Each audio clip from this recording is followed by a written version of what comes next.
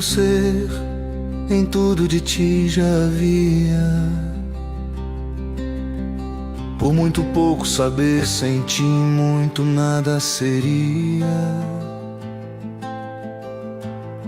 Buscando sempre o que não encontrava, e indo tão longe, me afastando de mim. Senti como se sente quando só se chorava, mas a esperança me dizia que não era o fim. Procurando ter uma vida do meu modo, por acreditar ser a melhor que eu teria. Tudo mudava sem saber como, ficava temendo pelo que veria, sentindo a dor naquilo que vinha, bem como do que ia embora. Algo íntimo me dizia: caminha, a esperança segue que vai mundo afora. A noite chegava mais rápido, mais do que se podia pensar, vencendo-a com o coração carpido.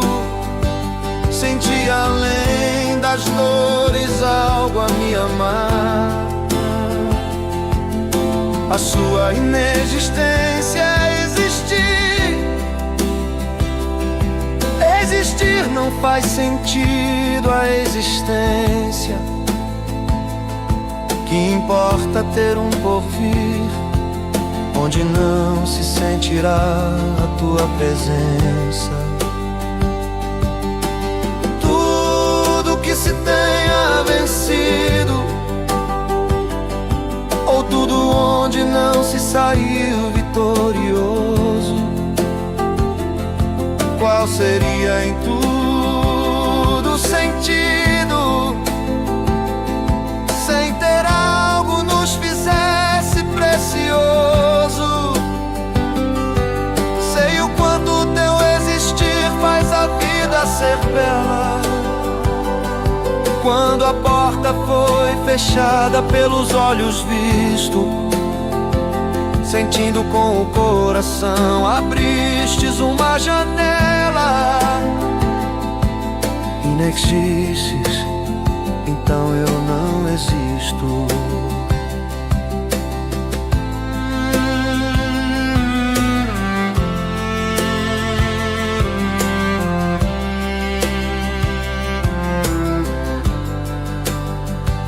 Antes de eu ser, em tudo de ti já havia. Por muito pouco saber, sem ti muito nada seria. Buscando sempre o que não encontrava, e indo tão longe, me afastando de mim. Senti como se sente quando só se chorava, mas a esperança me dizia que não era o fim. Procurando ter uma vida do meu modo, por acreditar ser a melhor que eu teria. Tudo mudava sem saber como, ficava temendo pelo que veria, sentindo a dor naquilo que vinha, bem como do que ia embora. Algo íntimo me dizia: caminha, a esperança segue que vai mundo afora. A noite chegava mais rápido, mais do que se podia pensar, vencendo-a com o coração carpido. Senti além das dores algo a me amar. A sua inexistência existir não faz sentido a existência. Que importa ter um porvir onde não se sentirá a tua presença. Tudo que se tenha vencido, ou tudo onde não se saiu vitorioso, qual seria em tudo sentido sem ter algo nos fizesse precioso? Sei o quanto teu existir faz a vida ser bela. Quando a porta foi fechada pelos olhos visto, sentindo com o coração, abristes uma janela. Inexistes, então eu não existo.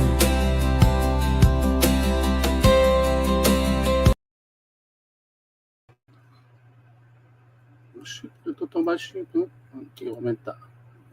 Boa noite, Renata RMS do Rio de Janeiro. Boa noite, Flávio Borba. Eu acho que é o Flávio Borba aqui de Ceará-Mirim.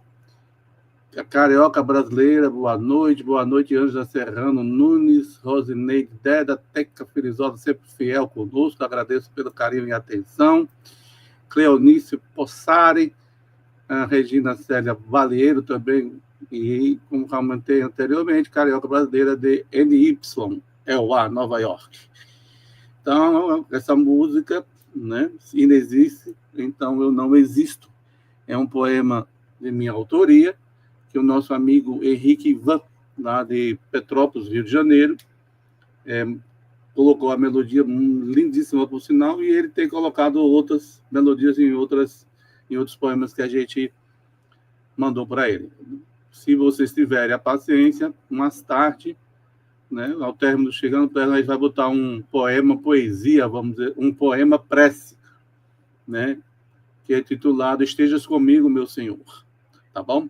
Então, vamos para o que nos interessa, que trouxe todos vocês aqui no nosso canal, né, mande perguntas, agradeço a Carioca Brasileira pelo carinho, e a gente está com ele, né, que está conosco fazendo esse trabalho de estudo da visão espírita, um estudo espírita sobre o livro Bhagavad Gita. O senhor Jorge Lahar. Cadê ele? Botei. Por quê? Deixa eu ver aqui. Egoisticamente eu esqueci de não dividir a cela. Me perdoe, senhor doutor Jorge Lahar. Meu mestre. Bom, deixa primeiro eu falar para as pessoas que a Ângela, ela deve estar entrando em seguida. Ela está com um problema técnico, mas daqui a pouco ela chega. Mas enquanto ela não vai chegando, a gente vai trabalhando aqui, né? Vai conversando sobre as nossas questões. Mas primeiro eu quero saber de você, Léo. Como é que você está? Está tudo bem? Tudo bem, graças a Deus. Tudo dentro da lei divina. Não estou fora da lei de causa e efeito. E isso me felicita, porque eu continuo sendo filho de Deus e ele não é padrasto ruim. Ele continua sendo pai de amor. Isso é o que importa. E Natal, como é que tá? Tá bem? Tá tranquilo? Um clima de 26 graus aqui, pelo menos foi o que eu vi recentemente. Tá um clima gostoso. Dá para a gente curtir uma noite maravilhosa com todos. Boa noite, Marineide, Roseli Vital, Marjorite Graziella. Boa noite, Cláudio Fernandes. Graziella, né? Boa noite, Cláudio Fernandes. Está acompanhando de Bauru aí, ó. Opa, da cidade dela, da Ângela. Pois bem. Seguinte, isso é muito bom, Aqui está 17 graus, tá? Nesse momento. A Rosa Vital Cabe também é de Bauru. Eu acho que é a turma Rapaz, acho que a turma de Bauru está toda aqui, né? Está tudo aqui, né? Coisa boa. Maravilhosa. Daqui a pouco, Bauru, daqui a pouco a Ângela chega. Tá bem? Uhum. Deixa eu falar uma coisinha antes da gente começar, que Pois não, irmão. quando eu fiz a saudação aqui na minha entrada, eu disse Hare Krishna, e às Eu vi. vezes as pessoas não sabem assim o que significa, né? Hare, em sânscrito, é energia, ou o verbo energizar. E Krishna significa Senhor. Krishna, o Senhor. Então, Hare Krishna, me energiza Krishna, me enche de energia.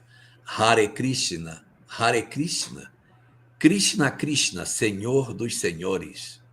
Hare Hare, energia da energia. Hare Por isso que... Krishna, Hare Krishna, Krishna Krishna, Hare Hare. Hare. Hare Rama, Rama é Deus. Rama Rama, Deus dos deuses. Rama Rama, Hare Hare, energia da energia. Isso que diz a música. Então, uma boa noite para todos nós. Aproveitando que a gente está nesse momento de introito, vamos dizer assim, essa semana, por esses dias, eu estou assistindo um seriado da Netflix sobre aquela guerra que entre Arjuna e... Olha! Como é o nome? Os Pandavas e os Kuravas, né? Mas o nome da guerra, o nome do filme é um local da guerra. A Ângela sabe, eu não sei no local da guerra. Pronto. Aí é mesmo que você está vendo o livro lá do Bhagavad Gita. Eu estou procurando aqui para vocês.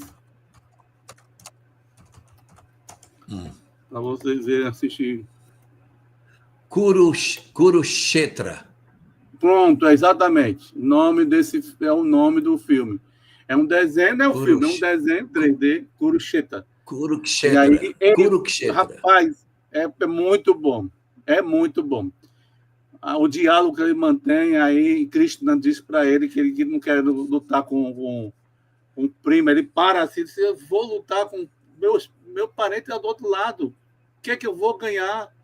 Ele dizendo, né? E aí, lá do outro lado, tem meu avô, que foi que me ensinou a arte da flecha, do arco. A arte da flecha, a arte da flecha do arco. Como é que eu posso isso? Aí, Krishna, a gente olha assim de uma maneira, ele bem frio, e disse, você vai ter que fazer isso. Aí ele disse, do outro lado não há... Aí uma frase que eu achei interessante, do outro lado não há seu avô. Do outro lado não existem seus primos.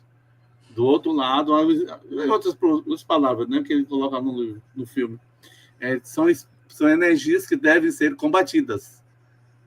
Eu fiquei, rapaz, eu estou lendo, vendo o filme Bhagavad Gita. Está lendo o Bhagavad Gita. Eu trouxe aqui, inclusive, ele hoje em esperança, da gente ver um pouquinho mais dele na visão direta do sânscrito. Do sânscrito para o esperanto. E aí, esse livro, né, Jorge, o pessoal que está entrando pela primeira vez ou não está conhecendo, esse livro realmente é um livro revelador, né? Cara, se você imaginar que isso foi escrito há 5.200 anos, você considera que é um absurdo. É um absurdo. É um absurdo. Porque o tanto de revelação que ele já ofereceu para nós no capítulo 2 foi impressionante. A gente vai hoje começar o capítulo 3, mas o que a gente aprendeu no capítulo 2 foi muito importante. O capítulo 2, que a gente já venceu, ele é conhecido como o yoga da racionalidade, é o conhecimento espiritual racional, como se fosse assim, espiritismo racional, ou o espiritualismo, as verdades espirituais da razão. Então, é a lógica da lei espiritual. Que existe reencarnação, que existe a lei de causa e efeito, que as coisas têm que ser feitas dessa forma. Então, o capítulo 2 é o capítulo onde o Krishna entrega para Arjuna as leis universais. Uma boa parte do Sanatana Dharma, que é o conhecimento que nunca morre, é entregue no capítulo 2. Tá? Jorge, o que me chama... Diga. Só falar que o capítulo 3 ele já tem uma outra proposta. O capítulo 3 chama A Religião dos Atos. Ele vai falar sobre como agir no mundo. E não é mais a discussão filosófica que a gente tinha no capítulo 2, onde se discutia como funcionava a lei, que reencarnava, que tinha lei de causa e efeito, que tinha as consequências e que você precisava encontrar a verdade e tal. Essa parte é o 2. O 3 agora é a ação do homem no mundo. É outra história. Eu vou fazer uma pergunta, não sei se é pertinente a pergunta. Desculpe a minha ignorância aí de leigo. Os indianos têm esses 2 livros, né? Vamos dizer assim, além dos outros tantos. Quais livros? Mas por que o Bhagavad Gita e o Mahabharata? Não, o Bhagavad Gita faz parte do Mahabharata. Pronto. Eles têm quando eu pego a Bíblia, o Evangelho não está dentro dele. Sim. Eu posso estudar só o Evangelho. Então, assim também, o Mahabharata é tudo, e o Bhagavad Gita são 700 versos de dentro do Mahabharata, que tem 100 mil.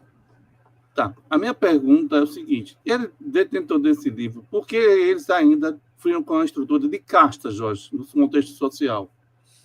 Você quer que eu minta ou quer que fale a verdade? Não, aqui não dá para... Eu preferia que você fizesse a verdade. Porque eles são espíritos migrados. Os espíritos migrados são endurecidos. Mesmo você conhecendo a verdade, você não consegue colocar isso em prática. É igual você dizer, mas não são cristãos, por que não perdoam? Por que não perdoam? É a idiosincrasia, é a falta de coerência entre a crença e a prática. Porque os hindus sabem das reencarnações, mas o pensamento que levou eles a migrarem é o pensamento de almas endurecidas, por isso que são migrados. Então, eles precisavam vencer a barreira. Olha aqui, a Dani está colocando. Eita, acho que a Dani está aqui, olha, o Mahabharata é um livro, o Bhagavad Gita é um capítulo desse livro. Obrigado, Dani, pelo esclarecimento. Eu acho que a nossa amiga vai entrar agora, Jorge.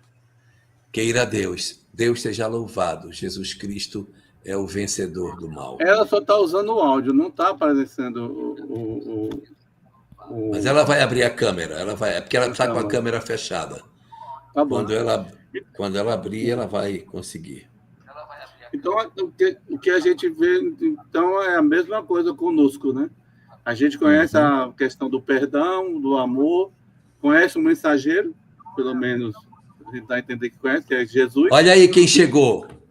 Olha aí quem chegou, vencendo as trevas da escuridão. Ai, que sofrimento! Ainda está na escuridão, Jorge. Venha para a luz. Faça-se a luz. Ei, meu Deus!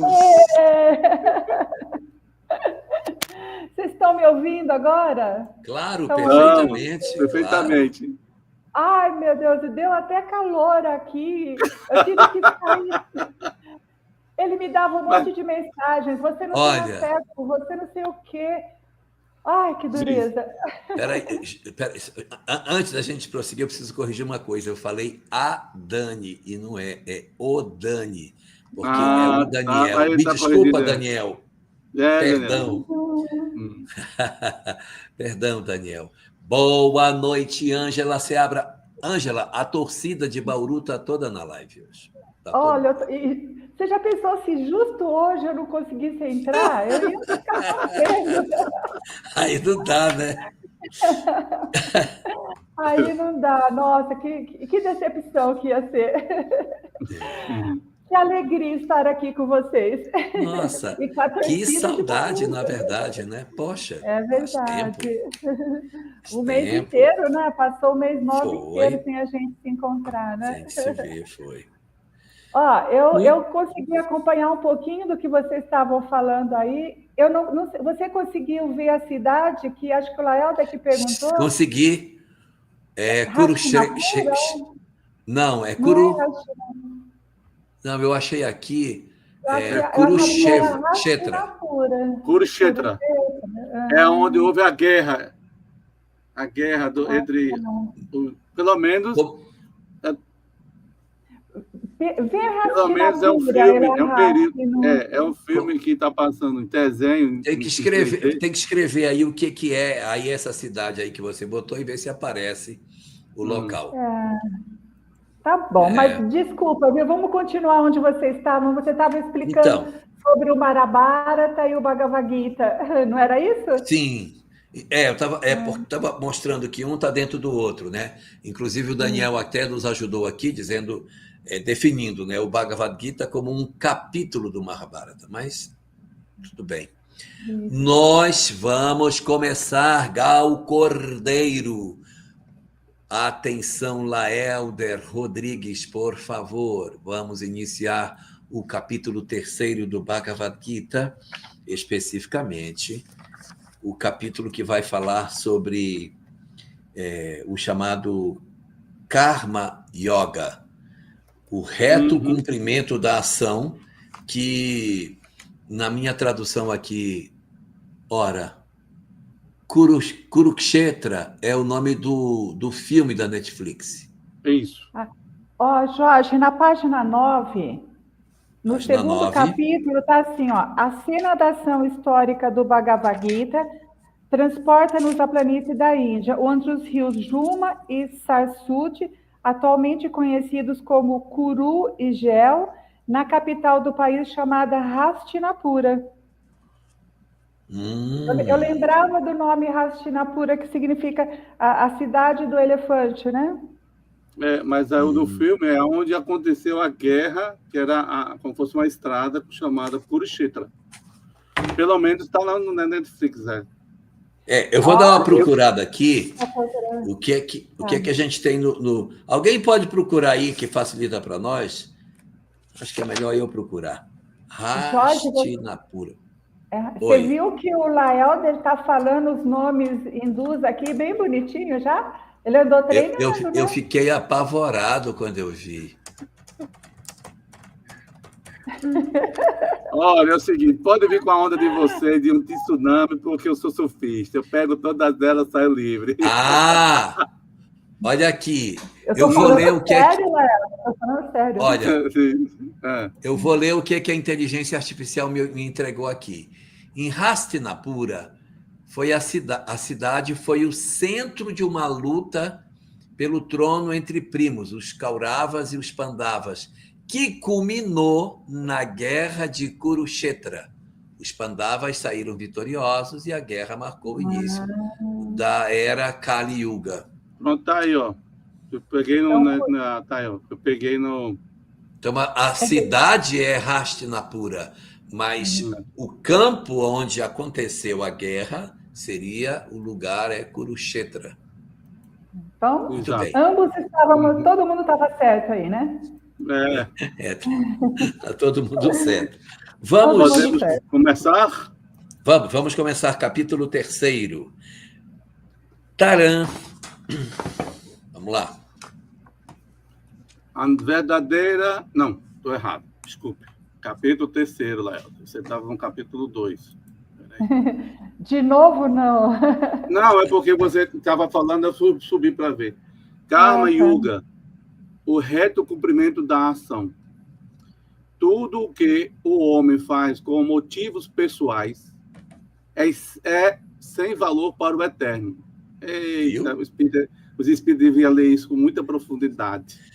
Mas isso não está escrito no livro do Evangelho segundo o Espiritismo? Meu filho, quando diz que o bem tem que ser desinteressado?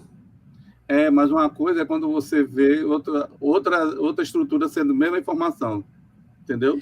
Eu acho isso lindo, porque mostra que é um Sanatana Dharma, que é um conhecimento universal. Meu Deus, eu fico maluco. Sempre reforçando, né, Jorge? É um trecho de um texto de 5.000 anos atrás. Pois é.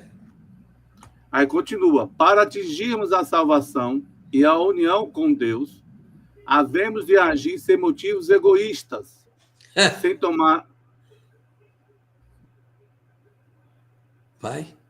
Sem tomar em consideração o nosso próprio eu pessoal, entregando-nos à vontade divina como instrumento na mão de Deus, e assim, cumprindo o nosso dever por ser dever, sem pedir recompensa. Ei, pronto, acabou a live. Pode fechar, Lael. Não posso precisa mais fechar? nada. Boa noite. Boa noite. Boa noite, obrigado e até a próxima. Daqui a um mês, até logo. Gente, que coisa linda! Porque esse sem pedir recompensas é a chave daquilo que as religiões não têm feito. Porque as religiões trabalham na barganha. Eu faço para que Deus me proteja. Eu executo para que Deus me entregue alguma coisa. Os espíritas dizem assim, mas eu vou tanto para a reunião mediúnica, eu faço a caridade, né? Os espíritas. Eu para a reunião mediúnica, eu faço caridade, eu dou sopão, eu dou pão, eu dou agasalho. Isso acontece, dores para cima de mim. Oxe, você não entendeu, não? Foi, né? O seu amor, a sua dedicação. Diz, Jorge. Quantas vezes você já viu espíritas falando de bônus horas? Pois é. Não, estou fazendo para ter bônus horas, né? Aí não tem outra cidade mais, não. É tudo do nosso lado. Não, eu quero ir para nosso lar. Eu sou Jesus. Eu também quero. Eu também quero. Gente, isso aqui é maravilhoso. Isso aqui já dava um estudo, só isso aqui. Agir sem interesse egoísta. Entregando-se à vontade divina como mero instrumento, sem esperar recompensa por aquilo que faz. Voltando a repetir, é um texto, minha gente, de 5.000 anos atrás, tá? Pelo amor de Deus, gente. Isso quer dizer o quê? Isso quer dizer que a gente não está fazendo o que a gente devia ter feito. Eu posso dizer que nós estamos... Se esse texto tem 5.000 anos, eu posso dizer que a gente está mais de 5.000 anos atrasado. Exatamente. Olha só o que a Ângela colocou aí, ó. Ângela Serrano. Absurdo, impressionante. Mas é um absurdo isso. Olha, eu vou dizer para vocês, eu gosto muito do Buda. Mas o Krishna é a minha paixão. Meu Deus, esse cara ele é incrível. É impressionante, Porque o Buda ele é agudo na solução do sofrimento humano. Ninguém trabalhou o sofrimento humano, ninguém decifrou o sofrimento humano como o Buda. Ele investigou lá e trouxe todas as respostas que se buscava. Mas o Krishna é um alargamento no conhecimento das leis espirituais como um todo, na sabedoria. Nossa, ele é... o Cristo é o Cristo. Vamos lá. A carioca brasileira diz assim, esta introdução é resumo de muita coisa. O mundo seria tão melhor se seguíssemos este bem desinteressado. Mas vamos adiante? Deus. Vamos lá. No livro dos Espíritos, a gente encontra uma tonelada de questões, de perguntas que falam exatamente isso, né? Sim. E a novela é antiga, né? Eu diria, inclusive, que tem uma questão direta que trata isso, que é a questão 895. Cadê? Se eu acho ela aqui. Aproveitando quando você está achando, quando foi lançado aquele projeto, que até eu conversei, foi até motivo de divulgação aqui no nosso estado, de projeto, né? De vinda de Joana de Anjos, humanizar, espiritizar e qualificar. Aí eu cheguei para a pessoa e disse, você não entendeu, não? O que, Lael? Você não está entendendo o que ela está dizendo, não. Que o espírita, dentro do centro espírita, não tem nada de humano, não tem nada de qualificado e de nada de espírita, não. É isso que ela está querendo dizer. Se tem que humanizar, porque ele não está humanizado. Se tem que qualificar, porque não está qualificado. Não está qualificado. E se tem que espiritizar, é porque não tem nada de espiritismo dentro do processo. Aí eu fico assim, vocês não entenderam, não, esse projeto dela? E aí eu disse ao pessoal, e vocês não estão entendendo que esse projeto não é para o pessoal de fora, é para o pessoal de dentro do movimento espírita, vamos dizer assim.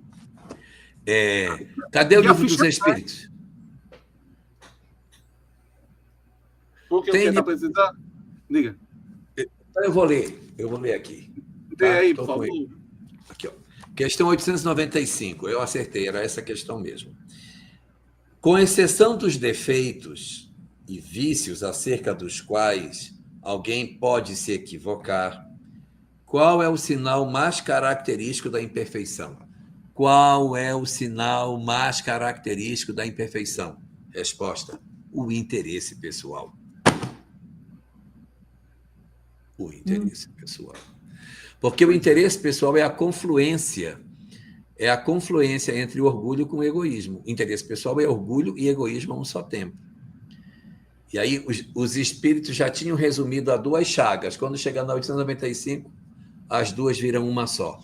Então, o interesse pessoal é que é a grande questão. E aí eu vou buscar aqui o Evangelho segundo o Espiritismo. Então, Jorge, diante dessa informação, a gente pode dizer que nós, não vou dizer de uma maioria, mas eu vou me arriscar, a maioria. Nós não fazemos a caridade. Eu vou ler uma... Porque é muito pouco, são muitos. A gente pode contar nos dedos, me perdoe a colocação.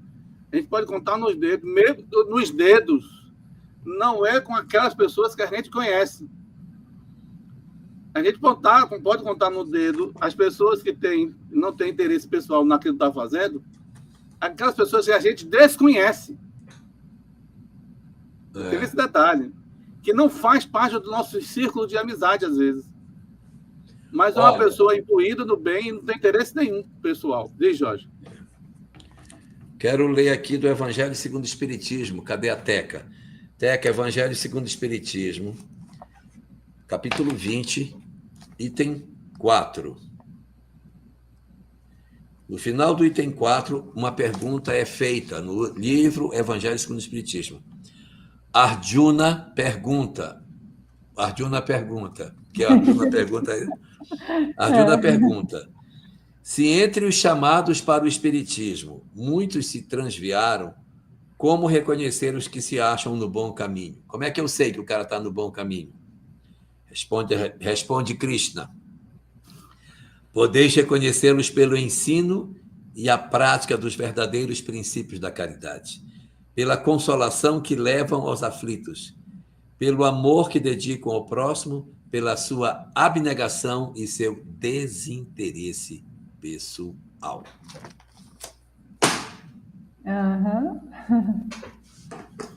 Tá tudo interligado, gente. Tá tudo interligado. Posso ir embora? Posso ir embora? Eu posso ir embora, Jorge? Te falar.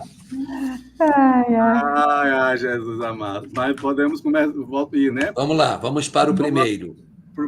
Primeiro, falou Arjuna, o príncipe Pandava, a Krishna, o Senhor bem-aventurado, dizendo: aqui tem conferidor, tá? Do saber.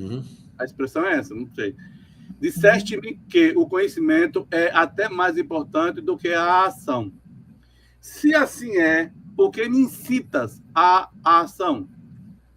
Porque queres que eu entre nesta horrível batalha com meus parentes e amigos. Olha só, ele está entendendo que o Krishna disse para ele que o conhecimento é mais importante do que o fazer, que o entendimento é mais importante do que a prática, que é aquela grande discussão que aparece no texto bíblico, se o que é mais importante, a fé ou as obras. E aí você tem o texto de Tiago que diz: mostra a tua fé sem obras, que eu te mostrarei a minha fé pelas minhas obras. E o texto de Paulo que diz o contrário: o homem não é justificado pelas obras, e sim pela fé. Então, um defende uma coisa, o outro... Um defende a fé, o conhecimento, e o outro defende as obras. E o outro defende as obras, e não o conhecimento. O Cristo dizia: conhecereis a verdade, e a verdade vos libertará. O Buda dizia que a razão do sofrimento da criatura humana, que era a sua segunda nobre verdade, é a falta do conhecimento espiritual, porque o desconhecimento das leis espirituais leva à ilusão, leva ao apego e leva, portanto, ao sofrimento. Então, se eu conhecer as leis espirituais, eu me liberto. Só que aqui nós estamos falando só de conhecimento. E o Krishna está dizendo o seguinte: O Arjuna está dizendo, não, mas se é o conhecimento... Por que está me levando a ação contra os meus parentes? Se é o conhecimento que me liberta, eu não preciso agir. Basta conhecer. Ou eu estou enganado? E agora vem a resposta sábia do glorioso Krishna, né? Quer falar alguma coisa, Ângela, sobre isso? Não, Jorge, por enquanto não. Aí vem. Eu estava aqui refletindo. Posso fazer o 2? Falar o 2? Pode. Tuas ambíguas palavras me trazem dúvidas e me confundem o entendimento. Dize-me, peço-te, em frases claras e certas, qual é o caminho que me conduzirá à paz e à satisfação. Qual será? Qual será? É o caminho do conhecimento ou é o caminho da ação? É o caminho do fazer ou é o caminho do conhecer? Qual é o caminho que levará? É o próximo. É o próximo. A verdade é 3. Respondeu Krishna, o divino. Como já te disse, ó nobre príncipe, há 2 caminhos que vão à perfeição. O primeiro é o caminho do conhecimento, 1. E o segundo da ação, 2. Uns preferem o primeiro, o conhecimento, e outros o segundo desses 2 caminhos, a ação. Sabe, porém, que considerados do alto, ambos são um só caminho. Escuta.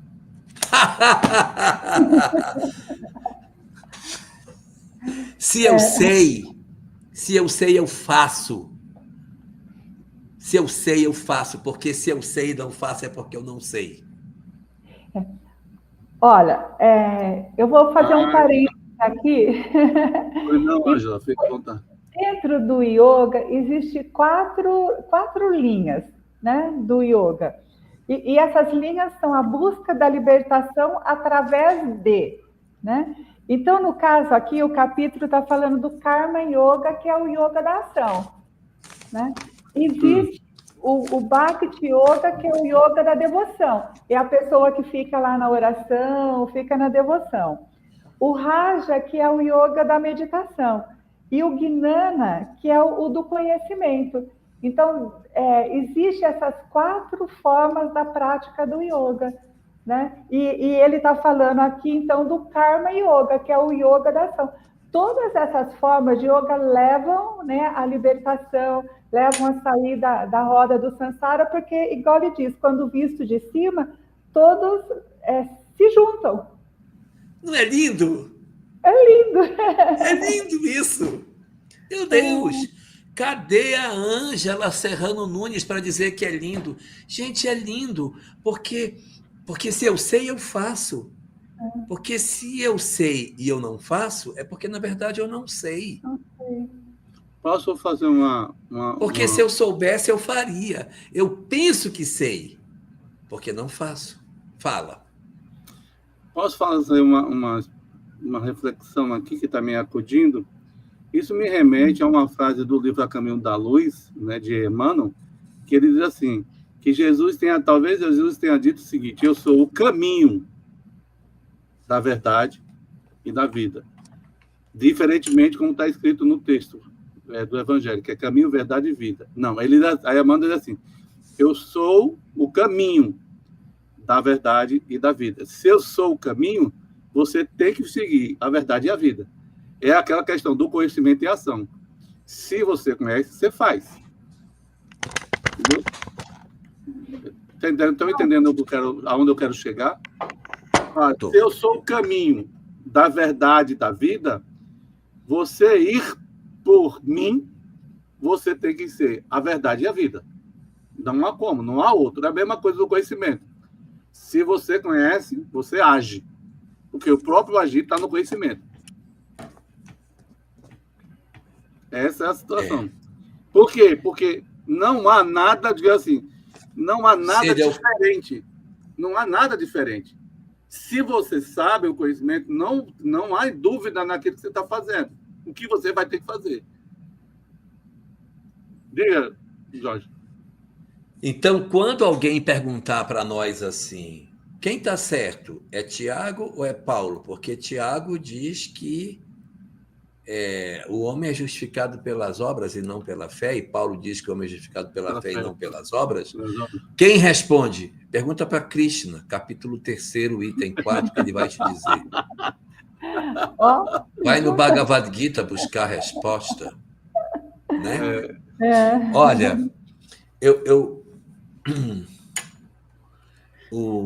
o fazer sem interesse pessoal, sem querer nada em troca, fazer por amor ao irmão. Isso. Esse é o verdadeiro bem, o bem desinteressado. Mas eu estou aqui lembrando.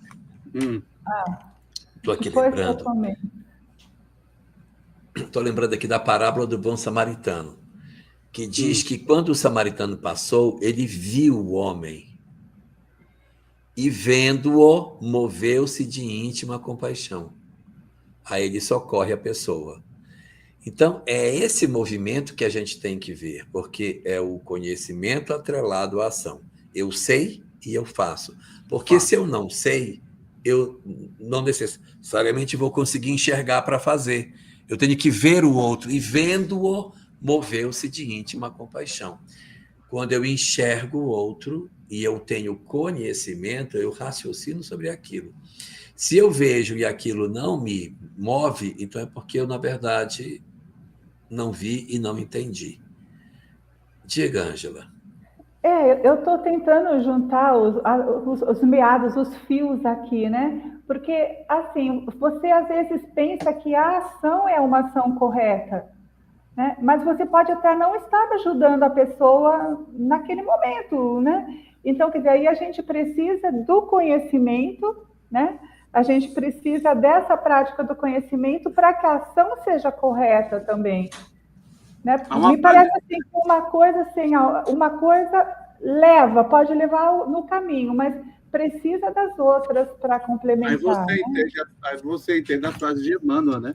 Ele diz assim: não basta fazer o bem, é necessário fazer o bem da maneira correta. Sim. A frase de Emmanuel diz isso. Porque a gente acha que eu estou fazendo bem, eu estou fazendo bem, eu estou ajudando, mas se você está fazendo da maneira correta, da maneira certa, aí entra aquilo da implicação que a gente estava comentando aqui, a questão do conhecimento, né? De você conhecer. Né? Sem o conhecimento espiritual, eu realmente posso tomar o mal pelo bem. Exato. E me atrapalhar todinho. Aí tem uma frase também de Bezerra sobre isso, né? Senhor, né, que diz assim, ele fala assim, com relação, o bem me evita fazer o bem, que tem consequências para o mal, e o mal que eu possa fazer o que tenha consequências para o bem. Então, o mal e o bem, a questão não é o ato em si, é a consequência que vem daquilo que você faz. A consequência, né? A consequência.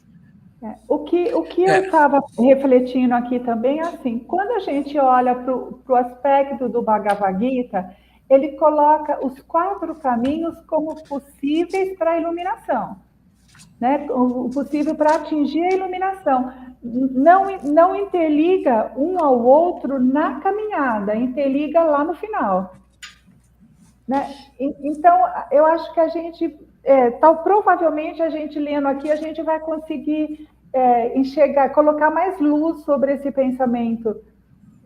Não sei se eu consegui me expressar com essa ideia. Porque ele coloca aqui, uns escolhem o conhecimento, que é a pessoa que vai estudar, que vai, né, buscar as escrituras, que vai a um caminho. E vai embora. Vai embora. O outro vai... Por que caminho? O caminho da ação, né? Da prática, também vai embora. Né? O outro da devoção, vai ficar lá na oração, né? Que é o Gnana. Perdão, da devoção é o Bhakti, né? Então, são caminhos que, no final, vão levar à iluminação. Todos eles levam à iluminação, né? Então, eu diria... Esses fios aqui...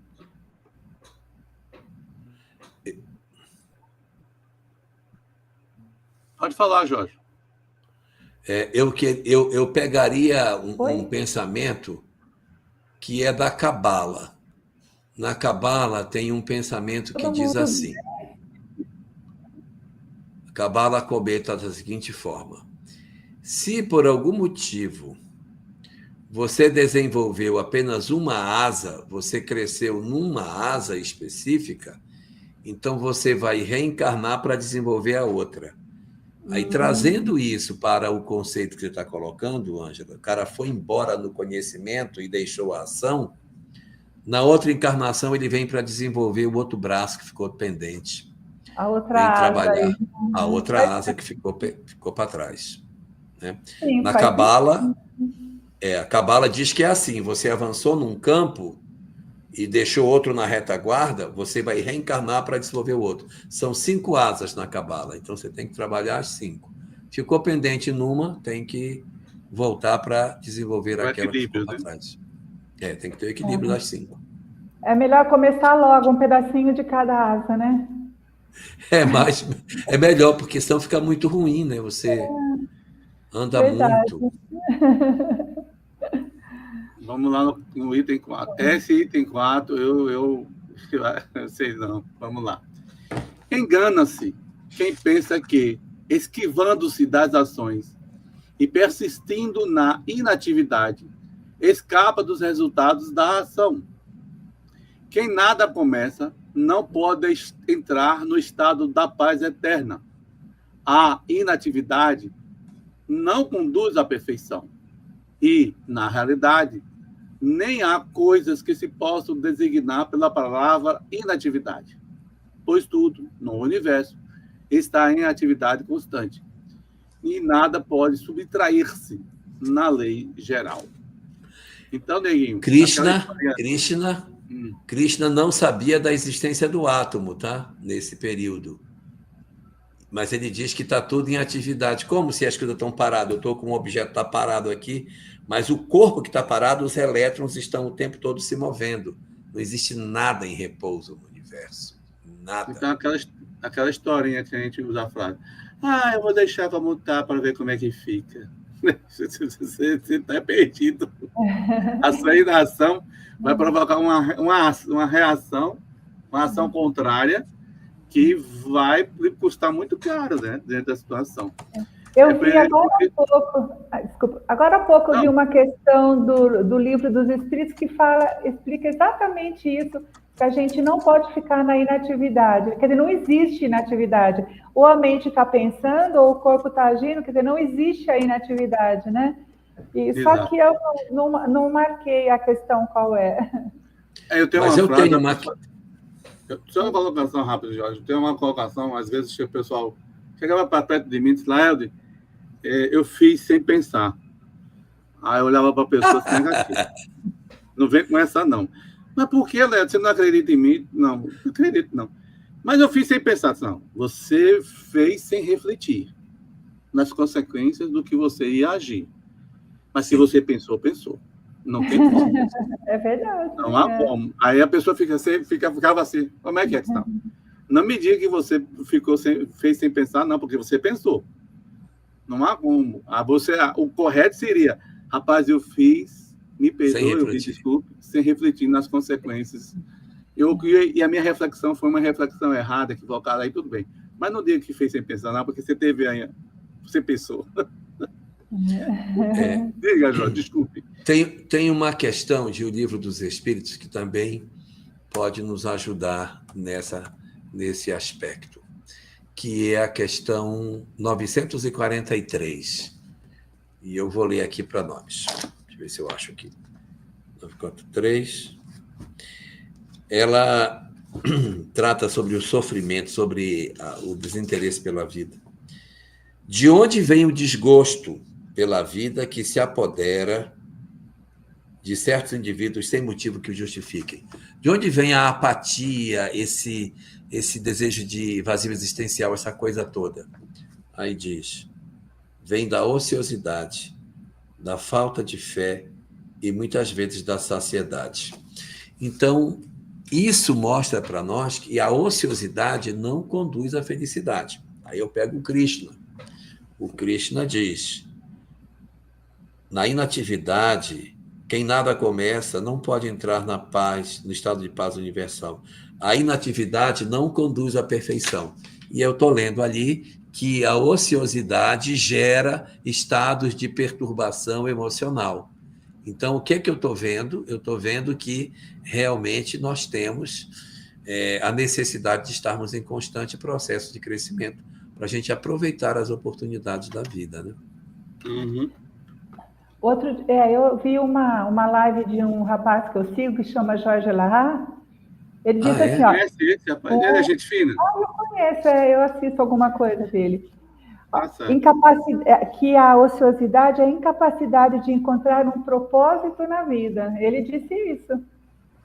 Ele disse também, para combater a ociosidade, né, encontrar um propósito superior na vida, exercitar o amor e a caridade. Ele disse. Foi mesmo? Rapaz, Parece que o cabo é meio bonzinho, né? Eu acho que nessa ele acertou. Não, acho que nessa ele acertou. Ele é sabido. É, sabidinho, cabo. Mas Olha, a Teca está perguntando, a Teca está dizendo que esse Jorge Lahar não é um bem velhinho? Eu acho que é esse mesmo. Já tem uns 100 anos. Tem uns 100 anos de idade. Não é, não. É muito sabido esse Jorge Lahar, viu? Deixa a gente de queixo caído aqui. Jorge e Ângela. A Ângela Serrano fez uma interjeições que eu acho que caberia uma pergunta. E aí, o que vocês acham aí? Ó? E eu acho que Krishna ajudou na codificação. No meu entendimento, Krishna não ajudou na codificação. No meu entendimento, Krishna faz parte do ministério do Cristo. Eu acho que ele faz parte da equipe que comandou os que ajudaram na codificação. Como diz aqui no Nordeste, é o fraco. Ele é o fraco. A galera que vem. Não, manda essa galera aí para fazer aí, manda esse pessoal aí. Aí manda Paulo, manda Santo Agostinho, manda esse pessoal fazer lá, ele dá um jeito dele lá. E Krishna, eu acho que Krishna está muito acima, cara, Krishna. Porque Krishna é um avatar. Ele já é uma divindade, né? Já é uma divindade, né? Ele é uma coisa... Olha, eu vou falar uma coisa para vocês, eu não quero que ninguém fique sem dormir com o que eu vou dizer. Mas o Krishna é tratado no hinduísmo como Narayama. Narayama. Sabe o que é Narayama? Narayama é governador planetário. No conceito do hinduísmo, existe um espírito que governa o planeta, o Narayama. E para eles, quem governa o planeta é Krishna. No meu entendimento, ele faz parte de um grupo seleto que é o colégio ministerial do Cristo. Ele pertence ao Espírito Santo. Aquela galera que está lá em cima, bem perto dele, e que atua coletivamente nos interesses do planeta, né? É porque a gente vê muito as coisas como um ser individual. E eles sempre colocam que não é um ser, é uma energia. E uma energia pode ter diversos seres, né? É um grupo. Então, como se diz, é uma galera. É a galera crística, né? Que a gente tem algumas representações aqui na Terra, né? Krishna, Jesus. E aí, para escolher digamos assim, um governador de um planeta, está na Revista Espírita, se eu não me engano, de 1862. Ele começa a dizer assim, com relação à escolha dos espíritos perfeitos. Ele fala, os espíritos têm unidade, não têm uniformidade. Aí ele diz assim, como é que se escolhe um espírito? Aí como é que se escolhe o espírito? Ele diz assim, eles se reúnem, lógico, são escolhidos, vamos assim, para se reunirem, né? Dali para onde haverá a determinação de quem será o representante para aquele tipo de função, por exemplo, de planeta ou coisa parecida. Aí ele diz assim, está lá na Revista Espírita, não estou inventando não, tá? Está na Revista Espírita. Eu posso até errar o ano da revista, mas está lá. Ele diz assim, eles se reúnem e uma luz do mais alto se invade, ilumina o ser que é escolhido. Aí o termo está explicitado, de uma graça que envolve todos aqueles que não são escolhidos, e eles, de pronto, se ajoelham e reverenciam o escolhido pelo escolhido. Supremo. pelo Ser Supremo.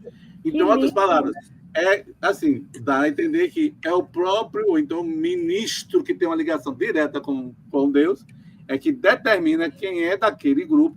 Eu diria que é o Cristo do Cristo. Hã? O Cristo do Cristo. Pronto, exatamente. Porque ele tem um cara que ele também tem. 1862, se eu não estiver errado, viu, Teca? Desculpa, André. Ela pôs um colegiado, a Teca pôs um colegiado, acho que é isso mesmo. Viu? Um colegiado. Olha, eu não sei, eu já estou muito velhinho, não sei se eu vou sobreviver até o dia que a gente estiver estudando o capítulo 4, então eu vou até me antecipar, porque a gente tocou nesse assunto e eu vou falar. Aqui no capítulo 4, versos 7 e 8, diz assim: sempre que o mundo declina em virtude e justiça, ou seja, quando o mundo entra num... Sempre que imperam o vício e a injustiça, venho eu, o Senhor, e apareço no meu mundo em forma visível, nascendo e vivendo como homem entre os homens. Então, ele está dizendo o seguinte, que sempre que ocorre uma coisa que o mundo parece que vai degringolar, ocorre uma chegada de alguém que vai impulsionar isso. Né? E aqui ele vai, então, inspirar esse alguém que vai fazer.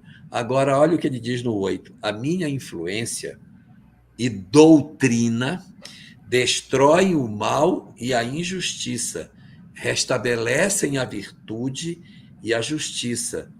Muitas vezes já apareci e muitas vezes aparecerei ainda.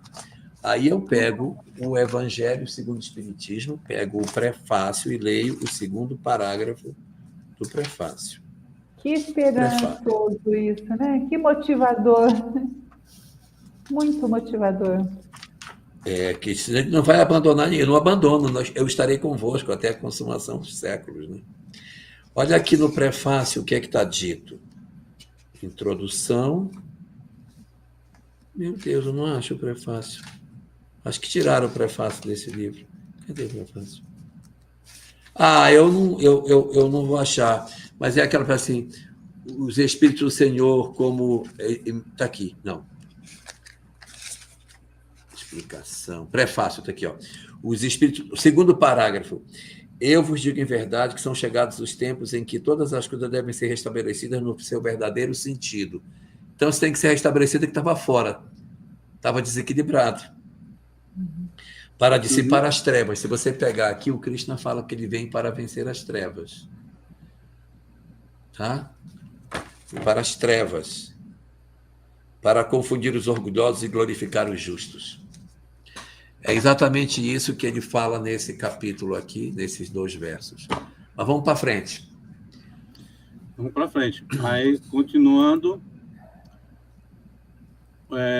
Olha, a Marjorie está dizendo que Krishna é pessoal e impessoal. É o maior dos maiores e o menor dos menores. É o todo e a testemunha no coração de todos os seres. Ele é, ao mesmo tempo, alguém, mas ele é algo. Né, no sentido de ser uma energia... é uma coisa muito transcendente isso. Mas vamos lá. Se eu pensar Krishna como pessoa é uma coisa, pensar Krishna como doutrina é diferente. O quinto, ninguém pode ficar inativo nem um instante, pois as leis de sua natureza o impelem constantemente a fazer alguma coisa, queira ele ou não. O seu corpo, ou a sua mente, ou ambos, sempre estão ocupados. Se alguém... Você acabou de falar, né? Você acabou de falar. A pessoa estava pensando, não é que agir sem pensar, né? É verdade. Desculpa, eu digo que isso tem a ver com o pensamento de Parmênides e o pensamento de Heráclito, porque eles tratam sobre essa questão na Grécia Antiga, quando ele diz que ninguém pode ficar inativo nem por um instante, ou seja, ninguém pode estacionar. E a gente sabe, por aquilo que a doutrina espírita nos fala, que a criatura não pode estacionar em todos os sentidos, né? Então, a gente não pode permanecer inerte, porque ambos estão sempre ocupados. E aí, Parmênides e Heráclito discutiam muito sobre isso. E Heráclito dizia que só o que há de permanente é a mudança. Porque nós estamos o tempo todo em processo de mudança, o tempo todo. Sempre estamos aprendendo, mudando, nos transformando, aprendendo coisas novas, e isso tudo vai promovendo as transformações. Aí o sexto, se alguém se assenta para reter e dominar os seus sentidos e os órgãos de atividade, mas em sua mente está apegado aos objetos dos sentidos, ilude-se e merece o nome de Maria. Hipócrita. Ele já sabia há 5.000 anos atrás que quem diz uma coisa, mas não faz o que diz, que isso existe. Que existe isso. Olha, gente, isso é 5.000 anos. O cara sabia que tem gente que demonstra uma aparência de virtude, mas que, de fato, não é virtuoso. Então, ele diz que domina seus sentidos, ele diz que isso, e que ele domina os seus órgãos de atividade, mas na sua mente ele está apegado aos objetos dos sentidos. Então, esse, na verdade, é apenas um hipócrita. Aí lembra o Evangelho segundo o Espiritismo, né? Pecado por pensamento. Sim. Quer dizer, e lembra também... Aparentemente, eu sou uma pessoa escorreita, tranquila, mas meu pensamento, né, está um turbilhão de... Diga, Jorge. Ai de vós, escribas e fariseus hipócritas, que coais um mosquito e engolis um camelo. Os sepulcros caiados são antigos. Meu Deus, é tudo... Eu não sei. Vamos encerrar o estudo desse negócio, porque a gente só está vendo a mesma coisa. Isso é velho, gente. Sepulcro caiado é velho. Eu já sabia que existiam pessoas que mascaravam a virtude. É como se a gente estivesse vendo a doutrina dos espíritos, Jorge, na ótica de 5.000 anos atrás. Pelo amor de Deus, o que é Entendeu? isso, cara? Mas, Lael, o que é isso? Já não concluiu que Krishna estava ali direcionando o livro dos espíritos, né? Não, eu sei, mas já era isso. Aí o pessoal, assim, o que eu acho interessante é que o pessoal, não, porque a doutrina espírita é o máximo, a doutrina espírita é isso, a doutrina espírita é aquilo, bota desculpa a pergunta, né? Bota numa coroa, como se as outras religiões, outros conhecimentos, estivessem muito abaixo dela. Eu disse, meu amigo, você não está entendendo nada da lei divina. É aqui o cara que não está praticando o conhecimento, né? Não está praticando o conhecimento. Olha, o que a Ângela está colocando aqui é verdadeiríssimo. A doutrina secreta é muito antiga. A doutrina secreta é muito velha. A grande vantagem da doutrina espírita... Eu vejo algumas diferenças da doutrina espírita. A primeira diferença que eu vejo... Ela não foi entregue para iniciado, foi entregue para todo mundo. Essa é uma diferença. Okay. Segunda, é uma doutrina coletiva, não foi um revelador, não foi um cara que veio e disse, segue o que eu falo, que é o que está certo. Ela é coletiva, isso também é legal. E ela vem da universalidade dos ensinos, eu acho isso muito bacana. E ela vem com um recado muito claro, não transformem isso em ritual. Porque essas doutrinas, elas escorregaram na direção do ritualístico. Eu não sei se o espiritismo daqui a 500 anos vai continuar sem rituais, não sei. Mas eu gostaria que continuasse, porque se ele se corromper, outra doutrina vai aparecer para resgatar a mensagem original. Não tem como, não existe outra forma. Krishna garante aqui, né? Que quando precisar, ele volta, o Krishna, né? Garante. O Krishna vai vir de novo, né? Porque aí ele já veio revelar, ajudar na revelação espírita. Eu vou dar uma catucada, tá? Eu sou espírito para dar uma catucada. Mas daí a gente fala como a terceira revelação que não se pudesse ter outra. Como se a gente, assim, eu digo assim, entenda, como se a gente não precisasse mais. Tá ok, a gente não precisa em termos, né? A gente não precisa em termos, assim. Não o conteúdo. Não é que o conteúdo não é instigante. É que a gente não consegue executar o conteúdo. Vocês estão compreendendo o que eu quero dizer? Sim. Mas tem um detalhe. Não é pelo conteúdo apresentado, que é decadente, porque está dentro da lei natural. Se está dentro da lei natural, então está em todas as ramificações sociológicas, filosóficas e religiosas. Porque está dentro da lei natural. E a lei natural ela não está seccionada só em um ponto, né? Está toda uma estrutura. A mesma coisa que o pessoal está... Em outras palavras, o pessoal diz, o Kardec está ultrapassado. Aí ele diz assim... Aí eu digo para a pessoa, é bem verdade que Kardec não disse tudo. Eu sempre digo essas palavras, é bem verdade que Kardec não disse tudo. Mas você sabe de tudo que Kardec disse? Não, porque Kardec está ultrapassado, que concordo com você que Kardec não disse tudo. Mas você sabe tudo que Kardec disse? Entende? Compreendeu qual é a mensagem que ele está querendo colocar? A pessoa fica... Olha, queria colocar duas coisas.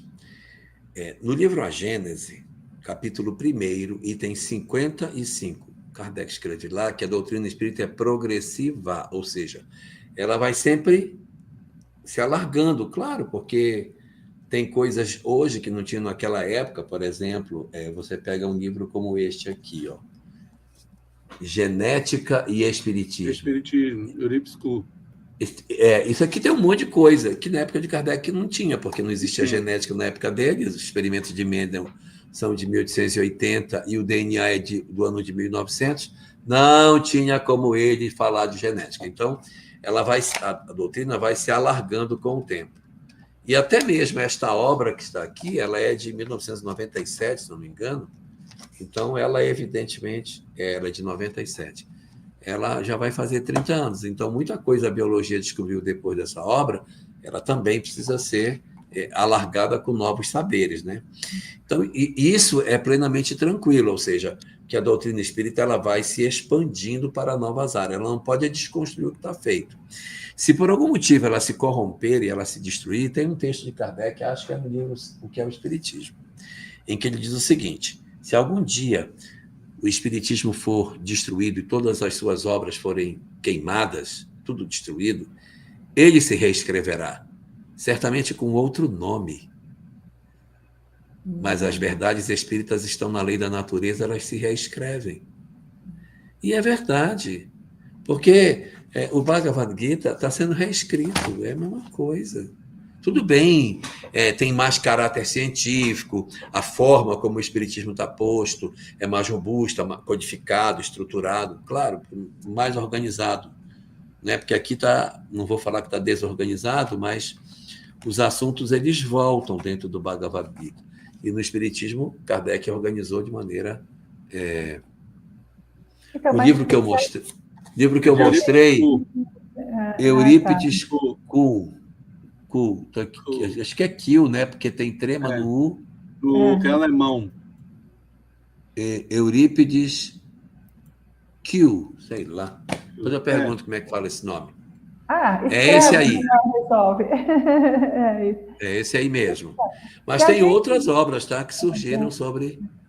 Outras obras que surgiram sobre genética e espiritismo depois também. Se a gente estuda André Luiz, Jorge, Loelda, se a gente estuda André Luiz, ele responde essas questões que estão sendo descobertas agora. Exato. Né? Então, quer dizer, a espiritualidade já está trazendo a informação para a gente há muito tempo. Né? E agora, muitas das coisas estão sendo descobertas agora, e ele já explicou isso antes, né? Então, quer dizer, pode falar. Eu ouvi dizer, eu acho que foi um palestrante, estou tentando me lembrar quem foi. Em uma obra de André Luiz, o cara estava fazendo ia fazer um doutorado, pós-doutorado, em que quando o cara foi apresentar, né, o cara olhou assim, vem cá. Da onde é que você tirou isso? Da obra tal. Por quê? Porque meu fundamento de pesquisa para o meu pós-doutorado. É uma tese que já estava escrita em André Luiz. Bem por aí mesmo. E para o mundo era algo novidadesco, vamos dizer assim. Só que já tinha escrito já na obra de André Luiz. Tem então, coisas incríveis que André Luiz escreveu que a gente, sabe, o que já foi descoberto e o quanto ainda pode ser descoberto. Um dos pontos que ele coloca no campo físico, né, é que o perispírito tem uma ligação direta com a corrente sanguínea. Nossa. A conexão entre o corpo físico e o perispírito é através do sangue, que tem um elemento lá que faz uma conexão com a estrutura do sangue lá. Mas vamos para o outro, não? Diga, Ângela, desculpe, Ângela. Imagine. A Teca pôs aqui, né? A escolha do sexo do bebê está num livro da década de 50, de André Luiz. Ela põe, eu levei um susto quando li, e isso já tem uns 10 anos. É verdade, né? Essa comprovação agora, parte do DNA de todos os médiums, é uma característica comum, né, que existe no DNA dos médiums e que não tem na família das pessoas. Isso foi descoberto agora também, né? Coisas incríveis. Fala, Jorge. Não, tem cada coisa. Por exemplo, tem um filme chamado Grito Silencioso, que foi um médico que foi fazer um aborto e ele filmou a criança durante o aborto. E tem um livro do André Luiz que narra uma cena de abortamento que tem exatamente aquilo que apareceu na ultrassom. É muito interessante. Vamos lá. Agora nós vamos ler o verso 7. O verso 7 é o verso que deu margem para aquela epígrafe que a gente leu no começo, que quase fecha a live só com aquela epígrafe. O tradutor tirou do item 7 aquele texto lá. Agora é a hora da gente se acabar. Vamos lá. Item 7. Porém, é digno de ser chamado sábio e nobre aquele que sujeitou os seus sentidos a Deus, pelo amor ardente ao Altíssimo, e expressa o seu reto pensar em reta ação. Ele... Viu? Para. Viu como ele juntou os dois? Ele juntou os dois aí, ó. O que ele fez? Ele fez, expressa o seu reto pensar em reta ação. Que é o que estava lá no começo, que ele perguntou, o que é melhor, o conhecimento ou a ação? Então, são os dois. E se você for lá no Buda, quando você pegar o caminho óctuplo de Buda, isso aqui tem lá. Porque o Buda fala que, dentre os vários itens do caminho óctuplo, um é o reto pensar e o outro é o reto agir. Tem o reto falar, tem o reto pensar, tem o reto agir, que são os 8 passos do caminho óctuplo do Buda. E aqui ele já fundiu os dois. Então, esse é sábio por quê? Porque ele tem reto pensar e reto agir. Eu conheço, então eu ajo de acordo com o que eu sei. Eu não tenho uma ação divorciada do meu saber. Porque, às vezes, a gente tem um conhecimento, mas não age conforme. Nós dizemos assim, não, eu sei, mas eu não vou perdoar. Não, eu sei, mas eu vou me vingar. Não, eu sei de tudo isso, mas ele não merece perdão e eu vou fazer. Então, eu tenho reto pensar, mas não tenho reto agir. Se eu tenho reto pensar e não tenho reto agir, é porque o pensamento verdadeiramente ainda não se agasalhou dentro de nós. Ele ainda é apenas uma informação, mas não uma crença. Senão, nós não agiríamos assim. Eu gosto muito de uma parte da Joana de Ângeles no capítulo autoconhecimento, que ela coloca, assim, eu gravei isso. É importante que a gente chegue no momento em que a nossa ação não necessita ser raciocinada. Por exemplo, eu sei que esse aqui é o caminho certo. Eu não preciso pensar, eu vou escolher esse ou vou escolher esse? Não, eu vou escolher esse porque é o certo. Tem que ser meio que automático essa escolha do que é certo. Né? Quer dizer, entrar como raiz mesmo na gente. Não vou escolher, eu já sei que isso é o certo e essa é a minha opção. Né? Ela é como se o bem fosse a opção natural. É a única. Eu não preciso ficar... A minha razão me dizendo, não, você tem que fazer isso. Que aquilo seja um processo natural. Eu vejo, não, tem que fazer. Então, eu me encantei quando eu vi essa parte no livro dela, né? Falei, tem que ser assim. É porque sabe o que é? É que a gente usa... a gente usa a reencarnação como boleto. Entendeu? Na próxima prestação eu pago. Na próxima prestação eu pago. Na próxima reencarnação eu quito. Na próxima reencarnação eu vou quitando. Entendeu? É um boleto. Boleto, aqueles boletinhos que a gente anda, aqueles caderninhos, né? Parcelado. Não, na próxima eu passo. Não, na próxima eu pago, na próxima eu pago. Só que eu não sei se Jorge ou Ângela também, eu faço uma reflexão. Obrigado, Ernestina, Tina, de Madre de São João, Bahia. Sabe o que eu me lembro? É assim, eu não sei se vocês concordam. A gente não está tendo tempo para deixar para a próxima encarnação, não. Não, do que a gente Helder, não pode deixar. Porque eu vou nascer muçulmano na próxima. E aí, como é que eu vou fazer? Não, eu digo assim, Jorge, presta atenção, diga assim, você chega perto de um amigo, você vai conversando, vai consolando, rapaz, perdoa, tenha fé, tenha mais coragem, sei que. Eu digo assim, te prepara, porque lá na frente, você não vai deixar isso para a próxima encarnação, não. Lá na frente, a vida vai pedir para que você vivencie aquilo que você disse para a pessoa. Você não mandou ele se preparar, você não mandou ele perdoar, você não mandou ele seguir corajoso. Está aqui o cartão de visita para você fazer aquilo que você disse para ele. Eu estou falando assim, não tem essa história para a próxima existência. A coisa está tão imediata daquilo que você fala para que você testemunhe, é isso que eu estou dizendo. Entendeu? Pelo menos é uma leitura que eu vejo. Né? Você fala, se prepara. Te prepara, porque o que você vai falar de imediato entre aspas, né? Você será testado. Vai ser atestado. Vai ser testado. O que eu acho, não sei se eu estou certo. Não, eu acho que sim também, mas eu quero dizer para você que essa questão de deixar para a próxima é uma grande burrada. Por quê? Eu não sei mas como eu já que vai ouvi ser muito, Jorge. Mas eu já vi muito. Pois é, mas como é que eu vou me comprometer se eu não sei nem se eu vou ter religião na próxima? Quem fala isso parece que tem certeza que vai nascer espírita. O cara vai nascer lá dentro de Bangladesh, lá dentro do Afeganistão, vai andar de burca. Na faixa de Gaza. Vai para a faixa de Gaza, andar de burca lá. Como que essa pessoa vai ter condição de ter uma... Não tem como, amigo. Além do mais, mas, Jorge, o que eu escuto sobre isso aqui não é brincadeira, não. Eu não aguento, não. Eu deixo para a próxima encarnação. A próxima encarnação eu vejo, eu acerto. Eu olho assim para a pessoa. Meu amigo, você está com muito cacife lá em cima, viu? Está desperdiçando a encarnação, está jogando fora a encarnação. Ainda eu mais estou sem meu bicho. Eu estou sem o meu bichinho aqui, porque o meu bicho preguiça está lá embaixo. Eu ia mostrar o bicho preguiça, que é essa figura aqui, que deixa tudo para trás. Eu ganhei um bicho preguiça, um bonequinho de bicho preguiça. Aí eu ia mostrar ele aqui. Realmente. Não, nós podemos passar adiante, não?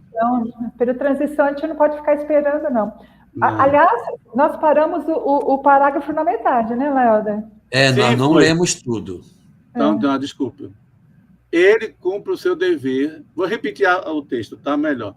Porém, é digno de ser chamado sábio e nobre aquele que sujeitou os seus sentidos a Deus, pelo amor ardente ao Altíssimo, e expressa o seu reto pensar em reta ação. Ele cumpre o seu dever, sem esperar recompensas, e ocupando-se de objetos dos sentidos, não se deixa dominar por ele. Quer dizer, ele se ocupa dos objetos dos sentidos, mas não se deixa ser dominado. Qual é a última das bem-aventuranças? Bem-aventurados vós sereis quando os homens vos mentindo, perseguirem, vos injuriarem e fizerem todo mal contra vós por amor de mim. A justiça. A justiça é o anterior. Desculpa, a oitava é por justiça e o último é por amor de mim. E aqui, olha, ele sujeitou os seus sentidos a Deus por amor ardente ao Altíssimo. Então, não é se privando, não é sofrendo, não é se impondo restrições, é por amor a Deus. Não é sofrido. Ele venceu. Então tem muita gente, vou fazer a pergunta. Então tem muita gente que está fazendo algumas coisas de uma forma extremada. Se ela errou lá atrás por escassez, por exemplo, abandonou, desvalorizou a pessoa, e aí a pessoa reencarna, aí a pessoa, no clichê mental, descobre que ele foi quem abandonou. E ele, no clichê mental de um processo de autoculpa, se submete a tudo que a pessoa faz. Está errado, né, Jorge? Eu não entendi. Assim, não, eu digo assim, tem muita gente que diz que ama, que na realidade é uma lei de compensação. Sim, você está querendo compensar algo que lá atrás você fez errado, tá entendendo? E aí não é amor legítimo, né? É culpa. Pois é, aí o outro vem cobrar. Pronto. Aí o outro vem cobrar psiquicamente. E aí, não, eu tenho que amar, eu conheço a doutrina do espírito, eu tenho que amar. Não, você está com uma lei de compensação. A sua consciência de culpa está dizendo que você errou lá atrás e ela está piorando mais a sua situação, porque você está exercendo, errando por excesso. Se lá atrás você errou por escassez, agora você está errando por excesso. E às vezes a gente não entende isso, né, Jorge? A gente não percebe isso. É o bem que ela comentou, o bem racionalizado. É o bem que eu raciocino. Eu tenho que fazer. Não, eu preciso fazer porque é o certo. Então, eu atuo sob a vigilância da razão. Eu faço bem sob a vigilância da razão e não o bem natural. Então, é um progresso, mas ainda não é o ideal. Não saiu do coração, né? Não, saiu da razão. Eu gostei dessa expressão que você falou. Não faz o bem porque é certo, não é porque deve. Né? Ele faz o bem... Porque é correto fazer o bem. Enquanto ele nem sente. Pois é. Aí tem muita gente que está numa situação, engolindo, desculpa o dizer, engolindo cobra, rato, barata e um bocado de coisa, para se compensar. Não, porque eu errei lá atrás, aí eu tenho que compensar, se martirizando, né? Se submetendo a certas situações. E isso gerando até uma questão fisiológica, Jorge. Sim, questão mental de saúde. A pessoa tem um problema de pressão alta, a pessoa tem um problema de diabetes, a pessoa tem um problema gastrointestinal, a pessoa tem um problema... Por quê? Exatamente, ela está se automacerando. Está se automacerando que não deveria. Aí a pessoa diz, senhor, eu quitei, né? Não devo mais nada. Quem disse a você que você quitou? Você suportou. E existe uma coisa... Não, diga, Jorge. O Freud diz o seguinte, que tudo aquilo que você reprime sem trabalhar, amanhã explodirá de volta mais forte, porque virá acompanhado da culpa. Exato. Mas é o que a gente vê, Jorge. Pelo menos. Olha, eu quero falar com a Ângela Serrano Nunes. Você botou um desenho aqui, eu já estou há uns 10 minutos querendo entender o que é isso, eu não sei o que é. Eu já olhei tanto, eu já tentei. Eu não sei o que é isso. Eu também não. Esclarece aí, Ângela, senão o Jorge não dorme hoje. A gente também não. Explica aí, por favor. Eu vou ter que depois sair procurando esse ícone 500, tudo para poder saber qual é. Bicho preguiça. É um bicho preguiça dentro num galho de árvore, gente, o bichinho. Sério? E está pendurado de cabeça para baixo, agarrado na árvore. Meu Deus, ia ficar 50 anos. Se fosse a pergunta para entrar no céu, eu ia ficar do lado de fora. Eu ficaria com você, Jorge. Eu ficaria os dois sentados na calçada. Esperando. É só os anjos para poder fazer esse tipo de coisa com a gente, que está acima de nós. Pelo menos a gente poderia conversar bastante, hein? É verdade. Aí botava o papo em dia. Olha, é digno de ser chamado sábio. Quem é que é sábio? Aquele que conseguiu sujeitar os seus sentidos a Deus, por amor ardente a Deus. E não é aquele que sujeitou os seus sentidos por força da constrição, da disciplina, da vigilância. Não, o que sujeitou por amor a Deus. E aí você tem, no Evangelho, uma parte em que o Cristo diz assim: existem os eunucos que nasceram tais, existem aqueles que os homens o fizeram, e existem os eunucos que se tornaram por amor ao reino de Deus. Ao reino de Deus. Paulo, então, né? Aqui você tem, esses são os que se sujeitaram por amor. As frases vão se juntando, gente, vão se juntando. E isso aqui está no Evangelho. E ele conjugou o seu reto pensar com a reta ação. Ação e pensamento estão combinados em sintonia. Bacana. E aí vem a parte mais forte, né? Ele cumpre o seu dever sem esperar recompensas. Sem esperar recompensas. Eu tenho um livro aqui em casa, ele é antigo, acho que nem edita mais. Eu acho que eu até já mostrei esse livro. Ah, tenho. Muito bom esse livro. De Jaime Andrade. Jaime Andrade. Jaime Andrade. Neste livro tem uma poesia que fala sobre essa questão de você fazer sem esperar recompensas. Eu acho que até já recitei essa poesia aqui. Repita. Repita. Não me moves, meu Deus, para querer-te, o céu que me hás um dia prometido, nem me move o inferno tão temido para deixar por isso de ofender-te. Tu me moves, meu Deus, move-me o ver-te, cravado nesta cruz e escarnecido. Move-me no teu corpo tão ferido, ver o suor da agonia que ele verte. Move-me ao teu amor de tal maneira que a não a ter o céu ainda te amara e não havendo inferno te temera. Nada me tens que possas dar porque te queira, que se o que ouso esperar não esperara, o mesmo que te quero te quisera. Uau! Bonito, uau. Né? É lindíssimo.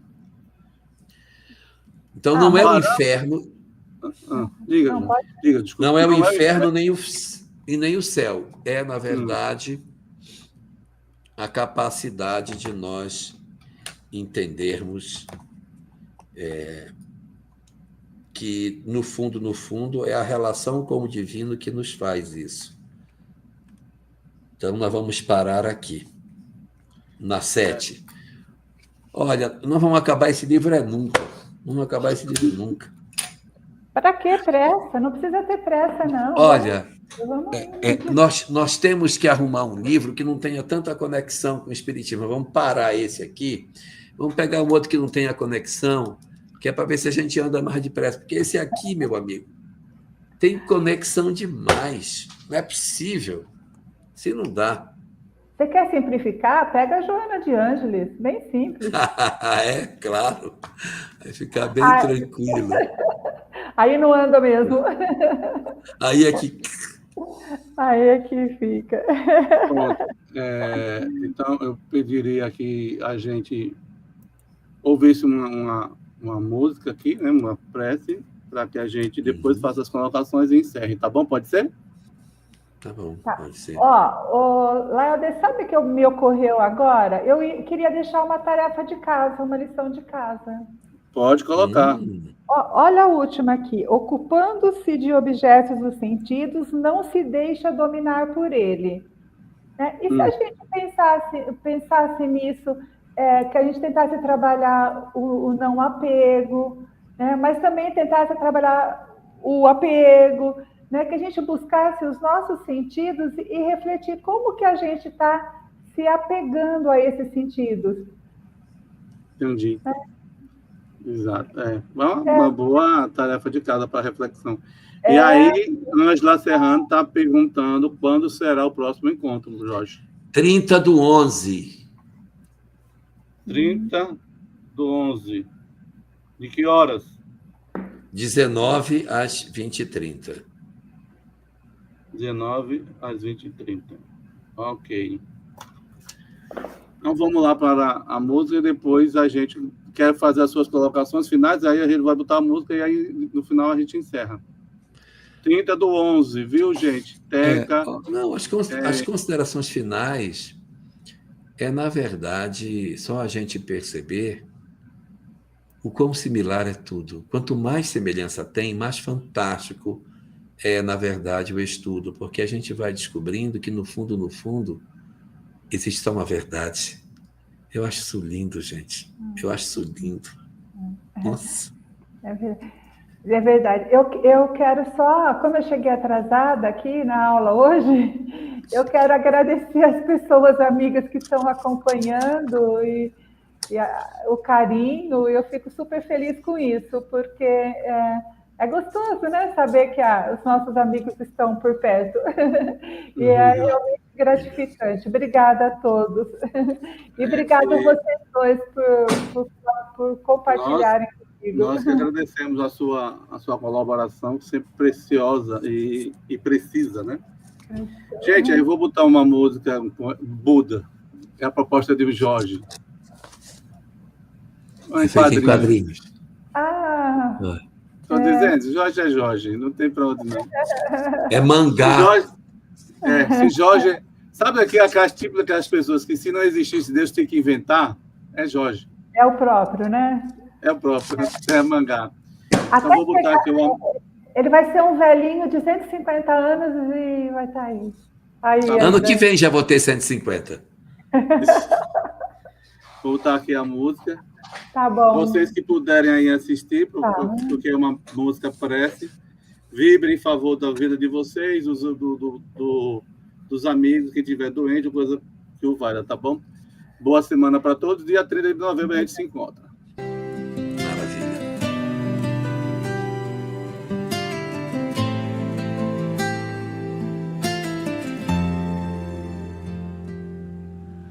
Olha quando a tarde se despede do dia e a escuridão acentua ainda mais a dor. Vinde enviando a esperança que alivia. Estejas comigo, meu Senhor. A ingratidão dilacera, deixando o peito aberto, porque a ingratidão não era algo que fosse supor. Por isso vinde, fica de mim mais perto, estejas comigo, meu Senhor. Dilacerado então, o coração ajoelhado implora: não deixe a mágoa em mim ser pior. É que com a tristeza a alma para ti ora. Estejas comigo, meu Senhor. Muito embora saiba da tua mensagem que renova, sinto dificuldade de dar o que destes, o teu amor, porque sinto a minha fraqueza diante da prova. Nessas horas estejas comigo, meu Senhor. E chegando a suprema hora em que tudo finda, no final ter surgido de mim o melhor, foi graças a ti, por isso pedirei ainda: estejas comigo, meu Senhor.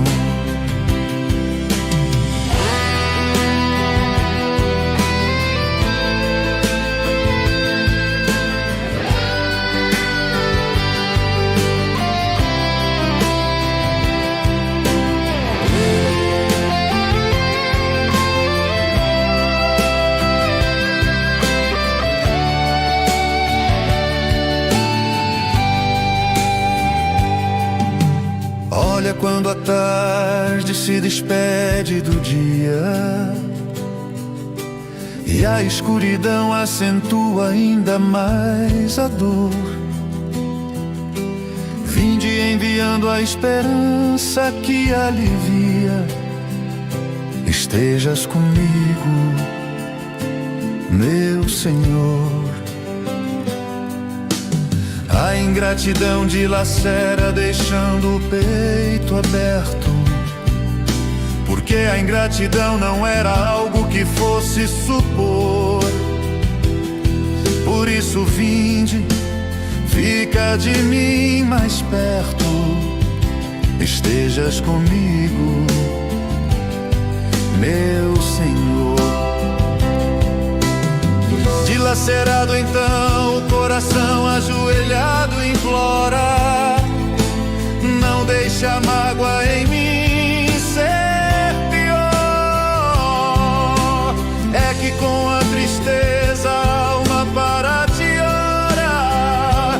Estejas comigo, meu Senhor. Muito embora saiba da tua mensagem que renova, sinto dificuldade de dar o que destes, o teu amor, porque sinto a minha fraqueza diante da prova.